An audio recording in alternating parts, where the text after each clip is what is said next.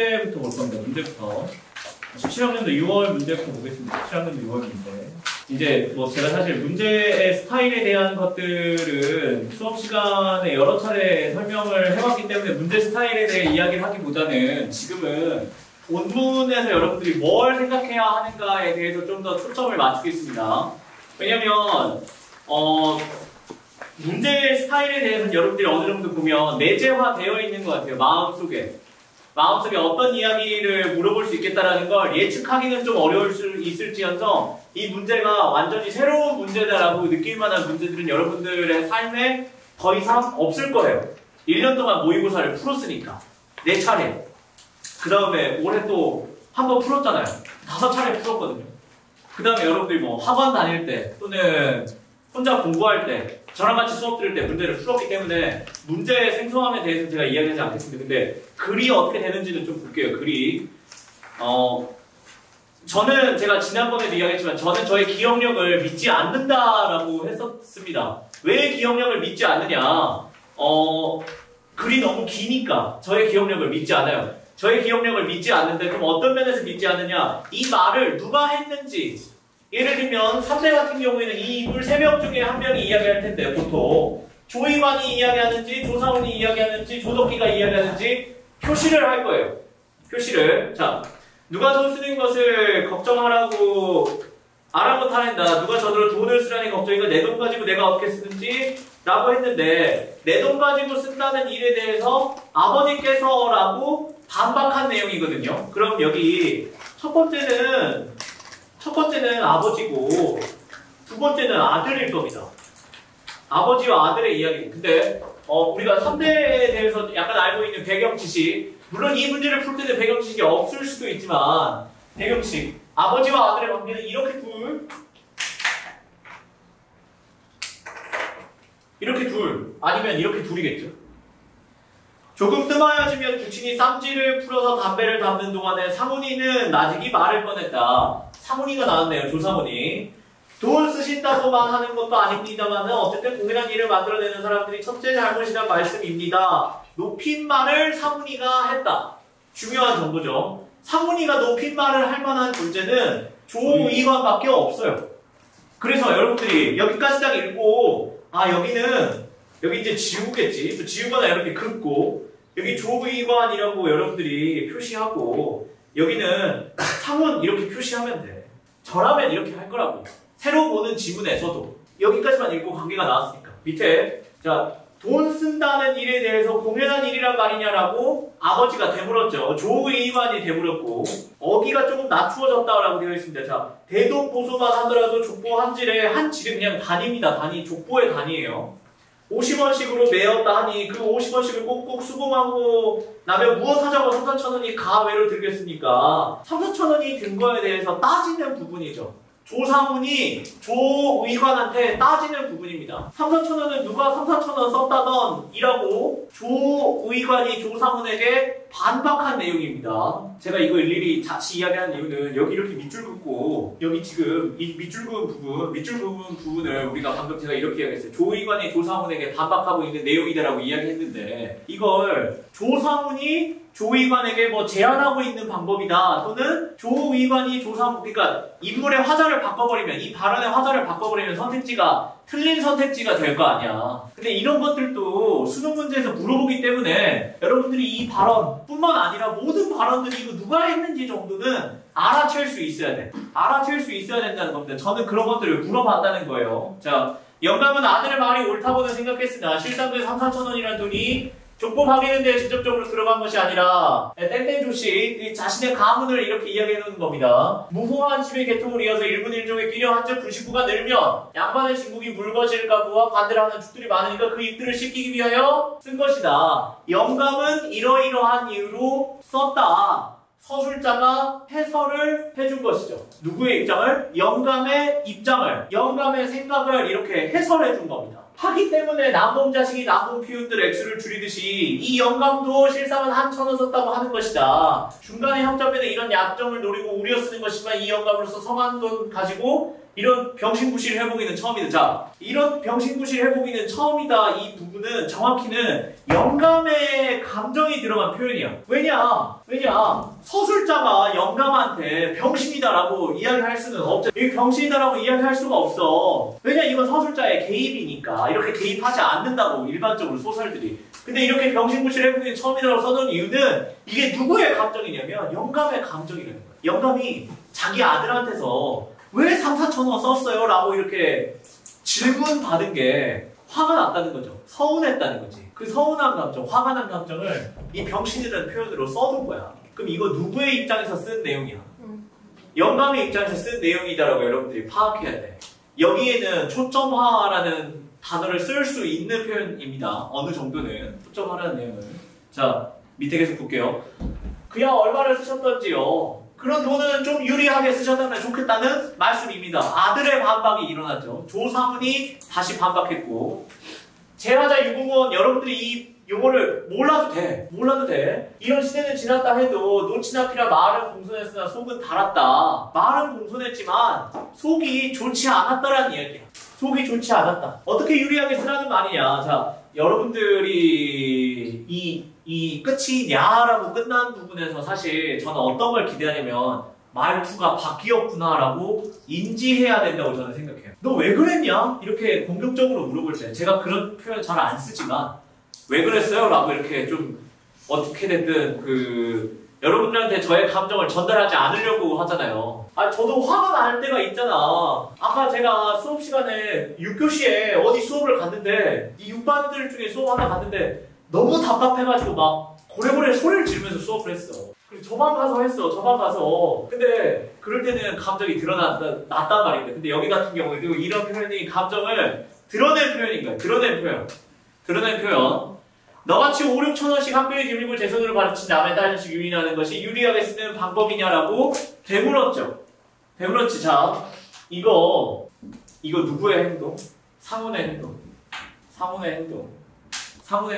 상훈의 정확한 어떤 행동이냐면 비도덕적인 행동이라고도 볼 수 있고 비판받을 행동이라고도 볼 수 있어. 왜냐? 조의관이 공격했으니까. 이 사실에 대해서. 이 사실이 근데 이런 내용이 남의 딸자식을 유인한 것이잖아. 제가 이 3대 이야기하면서 처음에 했던 배경 지식 이야기 중에 경애라는 인물이 있다라고 이야기했었고 이 경애는 상훈이 운영하던 학교에 다니던 학생이었어요. 학생. 그럼 이게 선생님과 학생의 관계라는 여기까지만 이야기하겠습니다. 선생님과 학생의 관계. 부적절하잖아. 이 부적절한 관계가 있었다는 거. 제가 이야기했지만 나중에 경애가 아이를 낳는다고 했었죠. 이 아이에 대해서 상훈은 사실 부정합니다. 부정하고 어떤 죄책감에서인지 모르겠는데 집을 한 채 사줘요. 이게 중요한 건 아니야. 근데 이런 관계들이 있었다고. 누구한테? 상훈한테. 근데 상훈은 학교를 지을 정도, 학교를 운영할 정도면 이런 사람들을 뭐라고 하냐. 지식인. 우리가 개화기 지식인이라고 이야기했어. 개화기 지식인들은 어때야 돼? 도덕적이어야 돼. 개화기 지식인들은 도덕적이어야 된다고 우리가 볼 수 있어. 근데 도덕적이지 않으니까 비판의 대상이 되죠. 남의 딸자식 유인했으니까 비판의 대상이 된 거야. 아까부터 상훈이의 말이 화롯배에 앉아서 폭발탄을 만지작거리는 것 같아서 여기 비유적 표현. 상훈이의 말이 폭발탄을 만지작거리는 것 같아서 이 대화의 상황을 비유적으로 표현해놓은 말이겠지. 위태위태하더라니 이 비유적인 상황을 직접적으로 표현해놓은 말이겠지. 위태위태하다. 겨우 진전되려던 영감의 감정에 불을 붙여놓고 말았다. 영감의 감정이 폭발탄 같았는데 불을 붙였다. 그러면 영감의 감정이 폭발했다. 이런 의미잖아. 영감의 감정이 왜 폭발했다고? 여기서 이렇게 폭발했다고. 왜? 아들한테 이야기를 듣는데 화가 나서 폭발했다고. 그래서 이 폭발한 말을 너 왜 남의 딸자식 유인이나 했었고 그래? 하니까 상훈이가 감정을 드러낸 거야. 어이가 없어서 얼굴이 빨개진다. 상훈이가 어이가 없다. 이거 상훈이의 감정이죠. 네. 여기 상훈이한테 순간적으로 초점화한 거지. 근데 얼굴이 빨개진다. 이거 누구의 시선이다? 이건 조의관의 시선이야. 하나의 문장 안에 이렇게 여러 명의 초점이 나타날 수 있어. 얼굴이 빨개지는 걸 서술자가 보지. 근데 서술자가 보는데 정확히는 조의관이 보는 거잖아. 중략 부분 보겠습니다. 중략 부분. 조의관이 죽고 덕기가 재산 상속자가 된다. 조의관의 유산분록에 정미소가 없었다는 걸 아는 상훈은 정미소를 차지하려고 한다. 한편 상우는 세간 값을 적은 종이들을 덕기에게 보내 값을 치르라고 한다. 제가 세간은 어떤 거라고 했냐면 그냥 뭐 가구라고 생각하면 좀 편할 거라고 이야기했습니다. 가구. 제가 어제 그건 봤니? 부친이 비로소 말을 붙이나 아들은 다음 말을 기다리고 가만히 앉았다. 다음 말을 기다리고 가만히 앉았다. 아직 말을 안 했다. 치를 수 없거든 거기 두고 가거라. 역정스러운 목소리나 여자손들이 많은데 구차스럽게 세간값으로 부자 충돌을 하는 꼴을 보이기 싫기 때문에 아들의 입을 막으려고 하는 것이다. 누가? 아버지가. 부친이 아들의 입을 막으려고 한다. 부친이 세간의 값을 요구했는데 부친이 치를 수 없거든 두고 가라고 했으니까 막으려고 한다는 거야. 여기서의 부친과 아들의 관계는 조상훈과 조덕기의 관계라고 여러분들이 여기까지 읽고 파악할 수 있어야 된다. 안 치러드린다는 것은 아닙니다만은 점점점이죠. 뒤에 말이 더 있을 수 있는데 나타나지 않았다는 말이거든요. 이게. 그럼 이게 어떤 상황이냐면 이 말 뒤에 나타나는 말은 앞에 말을 끊었다는 이야기예요. 앞에 말을 끊어버렸다는 이야기예요. 템포를 끊고. 이어서 보겠습니다. 덕기는 너무 오래 잠자코 앉아있을 수가 없어서 말부림만 따고 또 가만히 떨어뜨리고 앉았다. 자, 복통이 터져서 속을 끓었다. 속에 있는 말이나 시원스럽게 하고 싶으나 부친 앞에서 조인감자 중에서 그럴 수도 없다. 이거 덕기의 심리야. 덕기의 심리. 복통이 터져서 속이 끓었다. 이것도 덕기의 심리고 속에 있는 말이나 시원스럽게 하고 싶었는데 부친 앞에서 그럴 수가 없었다. 덕기의 심리야. 덕기한테 초점화해둔 부분. 그럼 왜 그랬냐? 이 판에 용이 이렇게 과하시면 어떡합니까? 여기서 용. 이거 뭐, 드래곤, 우와! 하는 드래곤이 아니라, 내가 아까 우와 한 거, 브레스 하는 걸 내가 우와라고 한 거야. 그 드래곤 브레스 하는 용이 아니라, 여기서의 용은 쓰는 것, 쓸 용이야, 쓸 용. 돈 쓰는 게 이렇게 과해서 되겠냐고 지금 따지는 거야. 근데 아까 돈 쓰는 게 과해서 따진 게 누구였어? 앞에 내용에 있어. 사모님, 의관한테, 족보에다 3,4천원 쓰면 어떡해요? 라고 따졌잖아. 그럼 이거 따지는 걸 똑같이 누가 하고 있다? 덕기가 상훈한테 하고 있다. 그러면 사실 여기까지만 읽고 여러분들이 이렇게 예측을 해야 돼. 여기도 똑같이 돈의 쓰임 가지고 갈등이 일어나고 있구나라고 예측해야 돼. 다른 소설을 읽었을 때. 안방시장 하나에 1,000여원 돈을 드린다는 것은 생돈 잡아먹는 것 같고 누가 치르든 간에 어려운 일인데 이 판이 무슨 판이란 말이냐. 그따위 아니 고운 소리 할 거거든. 내놓고 얼른 가거라. 안 쓰고 굴리는 세간은 너나 쓰렴. 제가 그 당시에 이야기했었죠. 집 한 채가 1,000원이 안 된다고. 집 한 채가 1,000원이 안 되는데 안방시장 하나에 1,000원을 쓴다고. 그럼 이 말은 뭐냐면 제가 지금 당장 뭐라고 해야 될까? 저기 송월동에 있는 주공 아파트를 하나 사려고 해도 5천만 원인가 들어간다고. 5천만 원어치 혼수를 산 거야. 갑자기 사고 싶다고. 밑에 계속 볼게요. 영감은 자식에게라도 좀 점해서 그런지 여기서 말하는 영감은 조의관을 가리키는 게 아닙니다. 조상훈을 의미해요. 여전히. 영감은 화만 버럭버럭 내고 호령을 쳤다. 영감의 행동을 묘사해 놓은 부분. 할아버지께서 산소에 돈 쓰신다고 반대하시던 걸 생각하시기로 너희들은 먹을 살리라 그러니? 걱정 마라. 아니고 네가 무슨 총찰이야. 총찰. 너가 왜 나한테 짜증을 내? 너가 왜 나한테 한마디 하는 거야? 이런 뜻이야. 정미소 장부는 있다라도 내기로 보내라. 정미소 장부에 이렇게 집착하는 이유는 무엇인가? 정미소 장부도 돈이니까. 부친은 이 말을 하려고 트집 잡는 것이었다. 정미소가 아니라 모든 걸 어떤 것도 내놓으라고 해도 못 내놓겠습니다. 내놓을 수는 있는데 이렇게 하면 저 못 드려요. 이렇게 이야기합니다. 드릴 수 있고 공간에 내 거는 내가 찾는 게 아니냐. 왜 그렇게 말씀을 하십니까? 제게 두시면 어디 갑니까? 이놈 불안감 같은 소리만 하는구나. 이놈 돌천도 못 된다는 걸 치러줄 수 없다더니 어째 약간 속을 긁는 표현이죠. 너 1,000원도 안 줄 거면서 나한테 왜 그래? 1,000원이라고 하면 5천만이라 쓰겠습니다. 아버지가 아들한테 요구합니다. 나 5천만 좀 줘.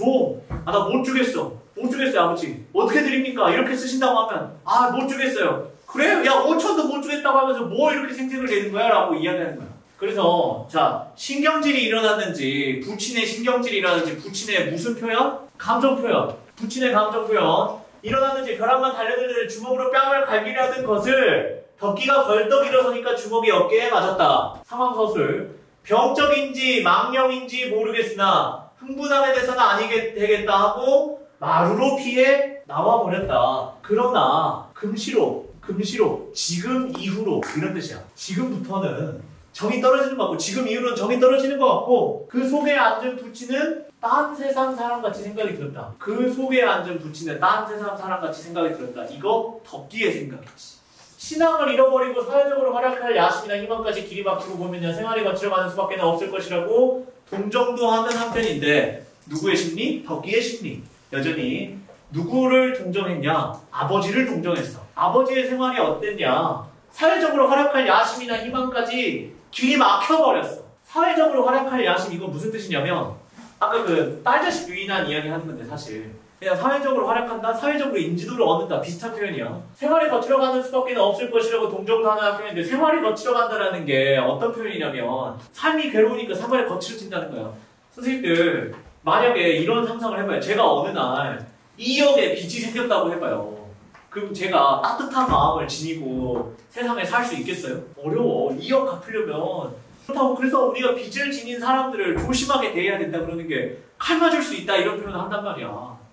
그리고 뭐 괴롭힘을 당했다는 사람들 함부로 놀리지 말라고 하는 게 복수로 되돌아온다고. 복수. 근데 아버지가 그래. 아버지가 지금 이런 상황에 그럼 동정도 되지. 근데 아버지랑 싸웠어. 돈 때문에. 그럼 덕기의 심정이 어때?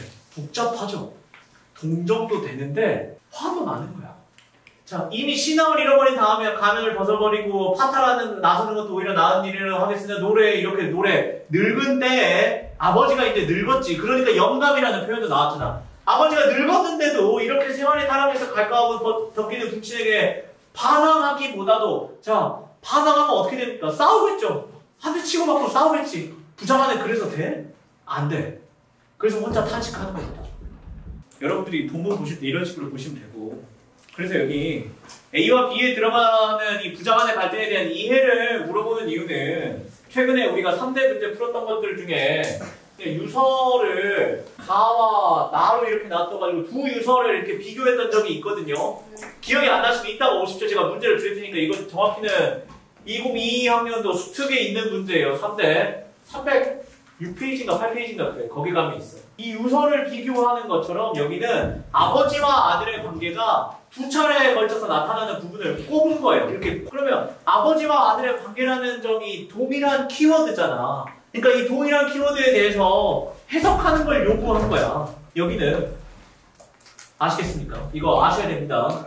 이 문제 해설은 제가 하지 않을게요. 이거 우리 문제 다 봤던 문제들이니까. 그 다음에 제가 초점화에 대한 내용들을 여러 차례 이야기를 했었는데 어쨌든 다른 어떤 특정 인물의 시각에 의존해서 다른 인물을 서술 대상으로 포착하는데 이게 항상 그러는 게 아니라 대체로라고 쓰여 있어. 대체로. 근데 그럼 자 아까도 이야기했지만 이 특정 인물은 1인이 아니라 여러 명이다. 덕기의 시선일 때도 있고 조상원의 시선일 때도 있고 조이관의 시선일 때도 있다는 거야. 어느 부분이 누구에게 초점화되었는지 여러분들이 읽고 이렇게 찝어내야 돼. 그 다음에 이제 3대 본문 좀 봅시다.